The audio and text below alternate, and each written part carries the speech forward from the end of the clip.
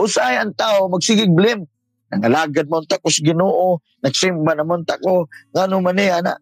Ikaw gihinundan nimo kung gidala ni mo sila hinundan nga ng bagyuhan ta kay simba ta. Say ana ang tao ba? Say i-blame pa ang simbahan. Tatawa ra. Unsa day pwedeng mahitabo sa tao kung naay fear. Usay ang tao mo blame ng tao, mo blame nimo. I-blame pa nimo yung kagalingon, usay blame pang simbahan. Kaya una nagtimba naman unta ta. Makaigsunan, kinalan magkat-untas kinabuhi. Kanus amilurang ang maong bagyo. No? Tadyang gitawag na sila kay Jesus. Gipukaw nila si Jesus ato pag gitawag nila. Sawa pa nila pukawa si Jesus, maayo yung tulog ni Jesus. Nga naman, si Jesus dili sa affected by the storm.